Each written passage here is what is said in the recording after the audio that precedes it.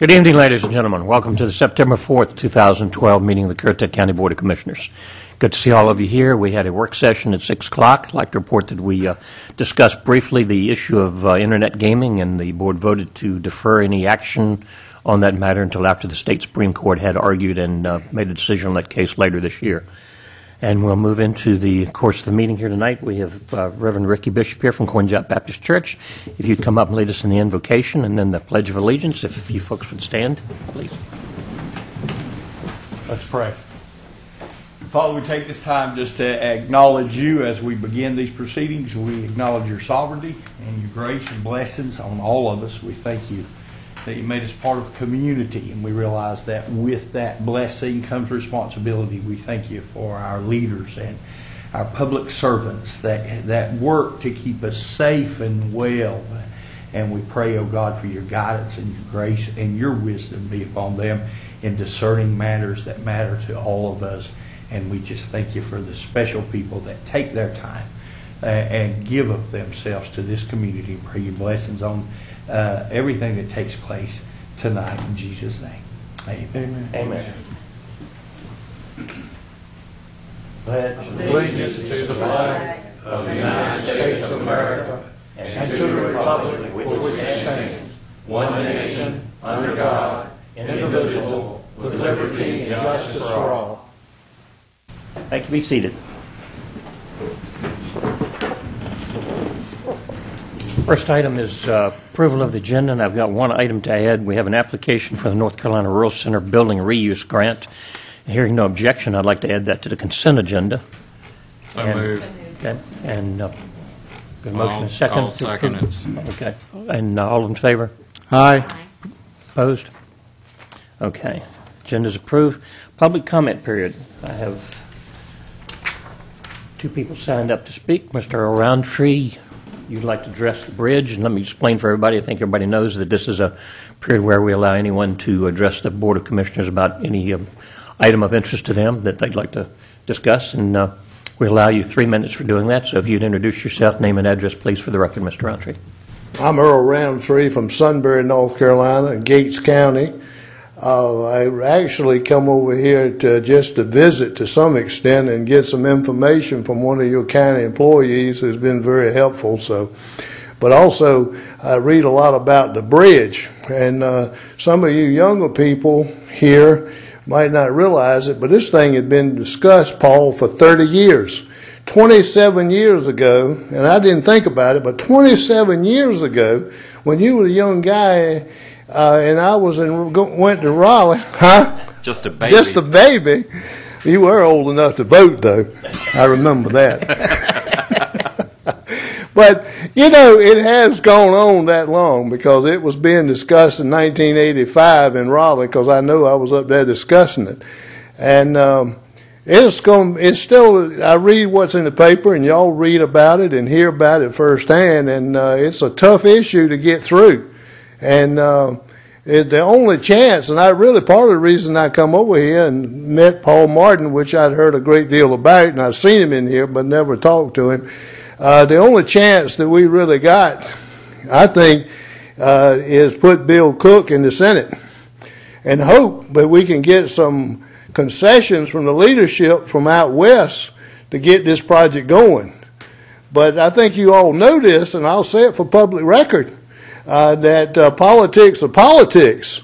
And y'all all know that Mark Basnight is gone.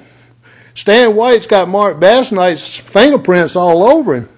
And he's got an office up there about the size of my bathroom. And so I'm glad to know and got confidence that Currituck is going to look at this and hope that we can, y'all can get this bridge. Now, I'll probably go across for curiosity. But from the standpoint of me and Gates County, it just take pressure off of that other bridge. And my daughter-in-law goes down a lot on Saturday morning, early Saturday afternoons, and she'll have to drive all the way around by Columbia to get to Collington, because it's quicker to go that way than it is for the traffic blocked up. And I think we all know this, but it's not like this bridge is just for a few people in Currituck. It's going to alleviate a lot of problems, but we got to try to get it. And that's basically all I was over here with, and also to pick this man's mind. Thank you, Mr. Chairman. Thank you, Mr. Roundtree. Always good to see you. Mr. Murray, I'd like to speak to us about the Wildlife Festival coming up.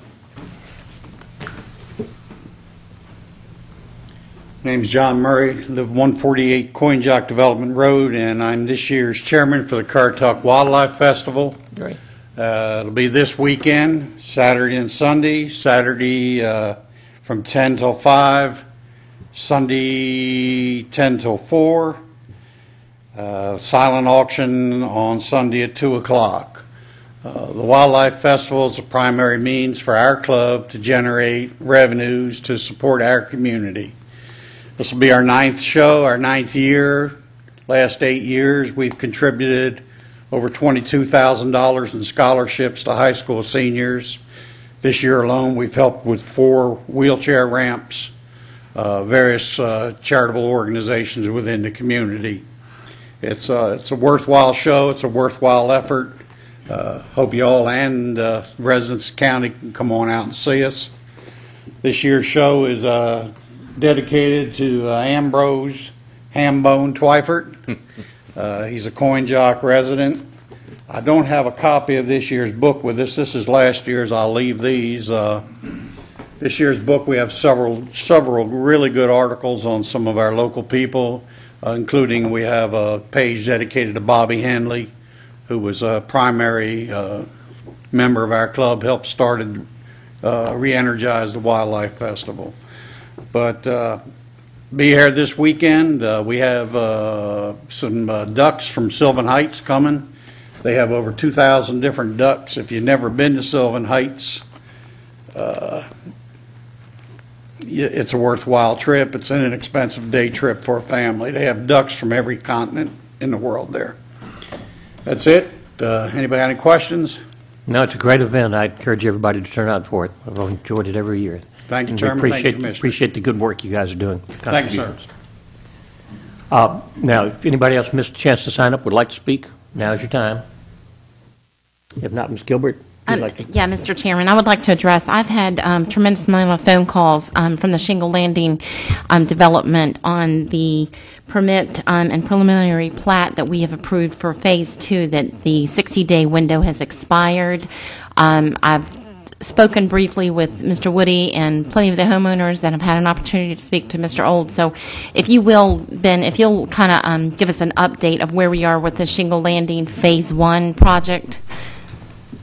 The Board of Commissioners approved a preliminary plat for Phase 2 of Shingle Landing on June 18th. During that approval, one of the requirements was that the infrastructure, as required by NCDOT and the state stormwater section, be brought up to standard within 60 days. That needed to occur before any activity could move forward with Phase 2. So those two phases were connected.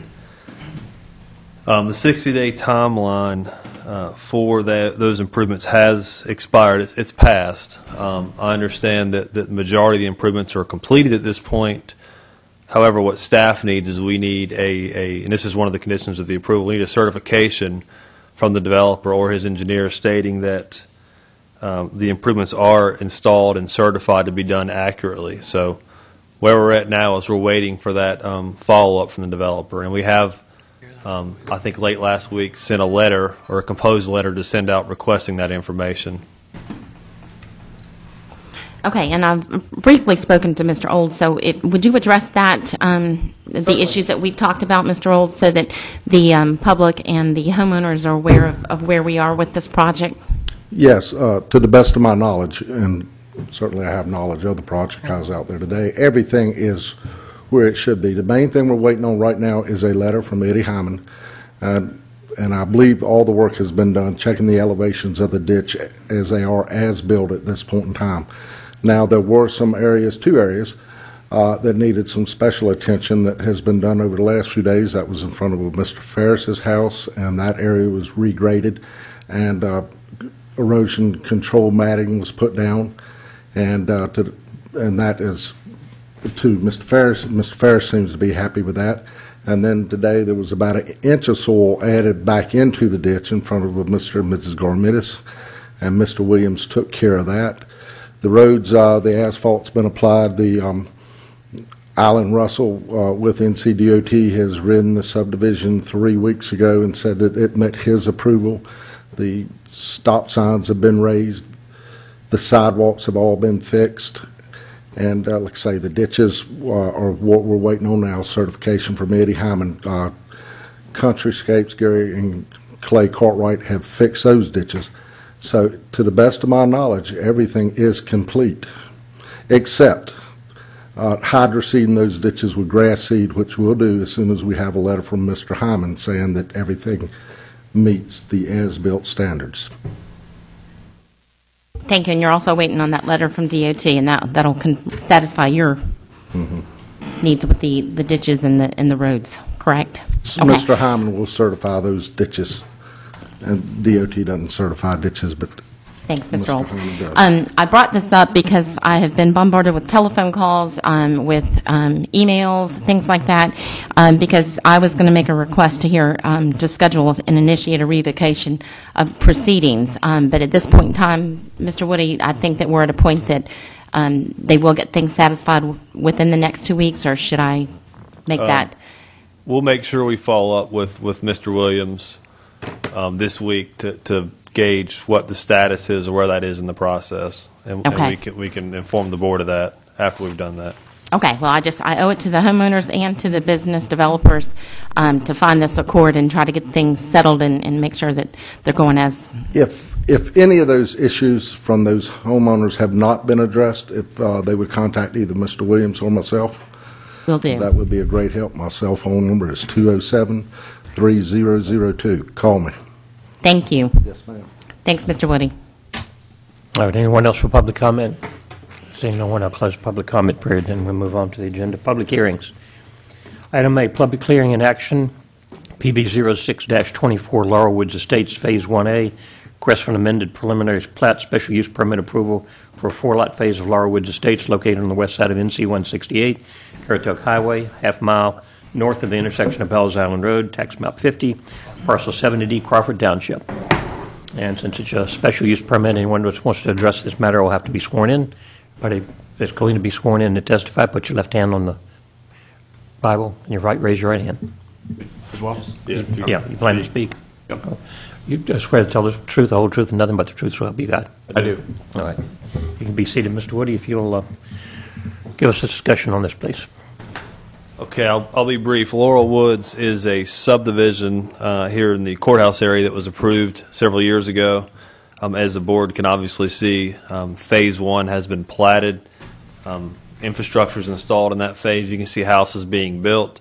Mr. Miller comes in fairly frequently to get permits, I'm glad to say, and seems to be moving things along in that subdivision. In that original plan, there was 160 lots that were approved. Of those 160, 4 lots were not suitable for on-site septic systems. Those 4 lots were kind of put aside or put off to the side until the infrastructure was built, the ponds were in, and in theory, I guess, installing the ponds would regulate the water level and make the lots then be suitable. Since that time, the health department has went back out to the site. They have reevaluated those 4 lots, and they are now suitably or provisionally suitable for on-site septic systems. So what's before you tonight is to take that preliminary plat and reapprove it, adding those 4 lots back into the original approval to make it a 160-lot preliminary plat. And then so that's the main part of this, is to add in those 4 lots. The other part is, as part of this, there's also a request to modify some of the conditions of the special use permit, and I'll go through those real quickly. The conditions that are being requested to be modified are ones that will be covered or are more in line with the new UDO. So the applicant's requesting that sidewalks be required along both sides of the street be removed. On the new UDO, we actually, I think, do a better job of getting circulation by not requiring necessarily sidewalks on the street, but encouraging walking paths through the open space. So we're going to provide some flexibility on that. His use permit actually requires that tap fees be paid prior to final plat approval. That's an old UDO requirement. As you now know, we allow tap fees to be paid upon issuance of the building permit. So we're going to modify that standard to allow Mr. Miller to pay tap fees like everybody else does. Also modifying the phasing plan to reincorporate the 4 lots I just discussed. And finally, allowing Mr. Miller to provide performance bonds as allowed by our new ordinance. So basically, we've kind of taken a couple of conditions and modernized those, in my opinion, and that's what's before you tonight, is an addition of 4 lots and modification of conditions. And the planning board heard this and recommended approval. Okay. Any questions from Mr. Woody? Where are the lots located, Mr. Woody? Can you just describe that from what's on a sketch above? It's really, I think they're shaded. Is it that one, Sam? Yes. Those three. Yeah. It's that Okay, lot. right in And the those front three. there. Those three Okay. right Yeah. there. That lot. They're the- just kind of intermingled in. The issue with the reason why they weren't originally approved, this originally was obviously the Brumsley Farm, and in Right. doing so, it had farm ditches, and they happened to terminate in those lots. So when we did all the construction plans and preliminary plat work, those lots had ditches in them, so they would not pass for a perk at that time. So as we had regraded, made changes, of course, those farm ditches went away, and that's where I got involved with Kevin Carver and said, yeah, when you grade it out and those get filled in, sure, it's not an issue. The one on the left's fine, the one on the right's fine. It's just there was a hole there. You can't put a septic in a hole. Thank you. Okay. Do you have any other information you'd like to share with us, part of this? Mr. Chairman, I don't believe so. The only thing is the bonding, so I don't have any reason for any bonding at this time. Basically, it was just to fall under the new UDO requirements and those 4 lots. Okay. Any questions from Mr. Miller? Okay, this is a public hearing, so I'll open the opportunity for public hearing now. Nobody has to be sworn in, so you'd have to be sworn in if you want to address it. Does anybody want to speak to this matter? Seeing none, I'll close the public hearing. Move for approval with, excuse me, staff findings of fact and recommendations that's in the analysis. I'll second that motion. Any discussion? All in favor? Aye. Opposed? Motion carries. Thank you. Item B, consideration and action, PB 04-53 Brumsey Woods, request for preliminary plat extension to 15 single-family lots located off Brumsey Road, approximately 500 feet from intersection with Tulse Creek Road, which is State Road 1222, Moyock Township. Mr. Woody? Mr. Chairman, Mr. Woody, is this the same type of request that we had? Yes, sir. Mr. Chairman, I will move for approval of the request. Second. And I second that. Any discussion? All in favor? Aye. Aye. Opposed? Motion carries. New business, board appointments. Appointment to the Ocean Sands Advisory Board. We had one change to the information prior to change their nomination of Bob DeFazio to Braxton Hill for the Ocean Sands WSD Advisory Board. And then this board needs to choose 3 of the 5 names submitted for your consideration. So it's a 5-member board, 3 of your appointees. Mr. Chairman. I'm sorry. I'd like to, all right. Go ahead. Well, this is an ongoing board, and this is a very important board, and I would like the county manager to make the recommendation as to who the 3 people are he think would best serve the needs of the Ocean Sands Wastewater District. Now, this would be the heading that I have in my package. It says Airport Advisory Board. Correct. That needs to be corrected. Not to put you on the spot, Mr. Scanlon, if you prefer not, that's fine. But this is a very important board, and I know that Mr. Riley has served in the past and has a history going back, which is very important with this board. I know that Ms. Marzetti lives in Ocean Sands, which is very important. And I know that Mr. McDowell was the engineer for Ocean Sands for how many years? 15, 18? Has he agreed to serve if appointed? Yes, he has. All the folks on this list have agreed to serve. I will echo some of your comments. It depends on really what the board is looking for. This is an advisory board to advise the Board of Commissioners on facts and information related to the operations of the Ocean Sands solid waste treatment plant there. The board is well aware that we are in the process of doing some engineering studies on how to start looking at reviving and extending the life, if not replacing the system. So this board is going to be critical to those decisions. I do think it's important to the board that your representation actually be folks that live within Ocean Sands, although that is not an absolute requirement. In fact, the Coastland 2 appointments do not live in the district. I think I certainly would make a strong recommendation to Mr. Riley. He has been, I think, on the advisory board, could well be there since day one, has a tremendous amount of history of the operations and what we've gone through to get there. So I think his historical knowledge and perspective would be very valuable.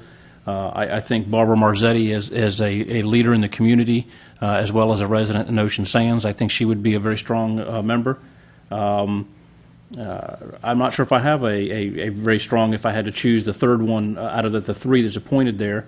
You have two that do live in the community as residents. You have Pat McDowell, as was mentioned, as an engineer. Was the engineer of record for most of what's on the plant. He certainly would bring that knowledge to the table, although we will have our engineering staff will be serving this board also. I don't know Ms. Albright very well. I know she is a general manager in the daily operations at the Currituck Club. We've had some interactions with her when we acquired that system. She seems to have a general understanding of utilities.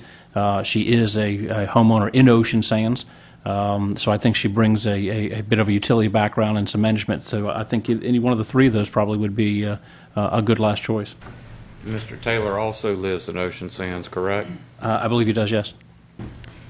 Mr. Chairman, with this being such a crucial board, why cannot we, or can I make a recommendation that we appoint those three folks, the top three, and then leave the second two that are willing to serve as alternates, so that we will, always have a quorum? I can go with the top two of ours, but And Pat McDowell. And this board is a little bit different than probably any of the advisory boards you have. It was not specifically created by the Board of Commissioners. It was created out of the settlement agreement. So you don't really have flexibility. The settlement agreement doesn't really speak to alternatives or alternates. And so you really don't have a whole lot of flexibility other than the ability to appoint three members. Mr. Chairman, can I have a point of order? Are we allowed to make three names in one nomination with a motion? Yes. I would think you could. So I would defer to gentlemen who've had a lot more experience with this than I have. certainly can. What you need to do is include the two that It needs to be actually five, if you would, Coastland has five recommended, names. which is Bob DeFazio. Actually, it's Braxton. Braxton. Today, Braxton they and sent Carlos. message today they would like to substitute Braxton for Mr. DeFazio. So it'd be Braxton Hill. Braxton and, Hill, Carlos Gomez. Barbara Marzetti, Pat Marzetti. Riley, and Pat McDowell. Pat Riley and Pat McDowell. McDowell. That's a motion. Have a second? Did you mention Barbara Second. Marzetti? Yeah. Yeah. Second. Okay. You have a motion second. Any further discussion? One discussion. We've got Barbara Marzetti, Pat Riley, and Pat McDowell. Yeah. Correct. And Braxton Hill and Carlos Gomez. Second. That's the five. I think it's important that we have that institutional knowledge there, both in Pat Riley's case and Pat McDowell. Any further discussion? All in favor? Aye. Aye. Opposed? Okay, motion carries. Consent agenda. Move for Motion approval. for approval. Second. Any discussion? Yes. The sheriff's vehicles. You gonna buy one? Yeah. Are any of those pickup trucks? Mr. Gannon? I'm trying to find the resolution. No. Have they been offered to other departments yet? Generally, they have before they come to you. They have gone through. We have a procedure where they're offered to our county departments, and then historically we've given the volunteer fire departments an opportunity to look through the list also. Durango, Dodge Durango, a Jeep Laredo, and 2 Crown Vics. Dodge Durango is SUV, like you had. Yeah. Okay. Keep those two. That's fine. I was just trying to fit. Yeah, it's 4. I thought they had some trucks they were surplusing. Or not But yet. they're not yet. They're in the process of ordering the new ones, and I assume when they come in, they'll be able to replace this. Now, they have surplused some older trucks already this year that were distributed to some county departments and some of the nonprofits that we work with. Okay. All right. Any further discussion? All in favor? Aye. Opposed? No. Commissioners report. Mr. Martin.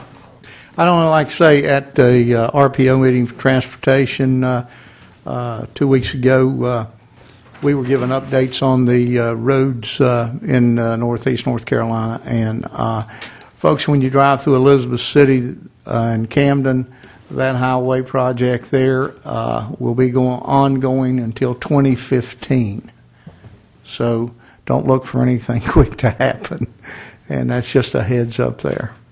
And by early October, the final coat on the 150 or 158, 168 paving job will be applied, and the road should be not as slicky. It's looking a lot better now. Yes. The easternmost lane coming from the bridge north is. It'll be finished Okay. before October.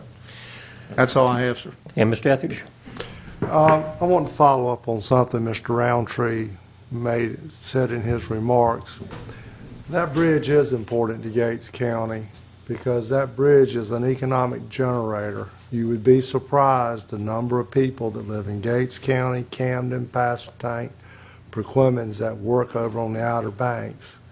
And it would cut down 2 to 3 hours a day travel time and make those jobs more accessible and more meaningful for those people that are performing that type of work over on the beach. For the county, what can be said that hasn't already been said over the years about the need for that bridge? It will. The one thing that I think maybe we don't stress about the Mid-County Bridge, it will provide a direct link to our Outer Banks, something that we have been missing for years. And I think that will have a way of creating a stronger socio-economic tie between the Outer Banks of Currituck County and the mainland of Currituck County. We will be one county. And we are the only county other than Hyde with Ocracoke that does not have that direct link to their Outer Banks.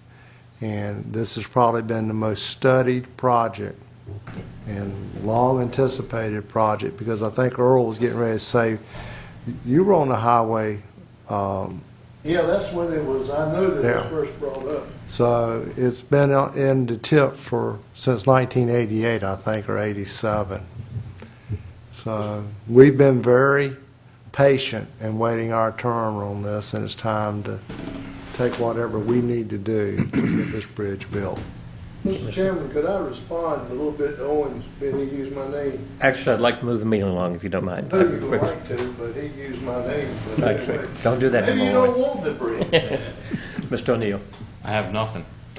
Thank you, Mr. O'Neill. Ms. Petrie. We have an empty seat. Vance, we miss you, buddy. And I talked to Vance the other day, and he's healing well. His progress is amazing. He's a tough old geezer. So, Vance, we miss you. Your seat's still sitting here. We're keeping it warm for you. Ms. Gilbert. Two things. First of all, tomorrow night at 7 o'clock at the United Methodist Church, Pastor Bill is having the first of an 8-week series of music and messages. They're going to have live entertainment each night, and the admission is cash, cans, or coins to help the Moyock Food Bank.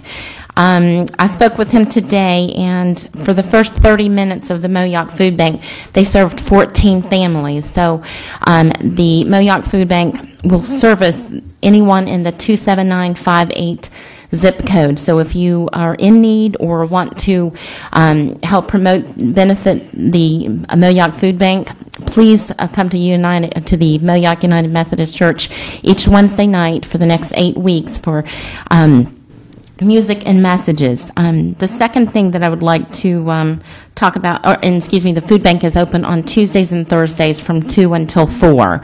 So those in need can stop by there. The second thing, on Friday from 11 until the barbecue chicken dinners run out, the Animal Assistance League is having a barbecue lunch at PJ's right at Bells Island. So if you're not familiar with that and you want a good barbecue chicken dinner or lunch, please please come and support the Animal Assistance League. Thank you, Ms. Gilbert.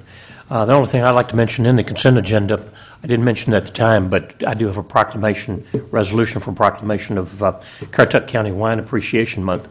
It's September 2012, this month, and what we're actually doing is acknowledging the importance of viniculture, which is the raising of grapes in Currituck County.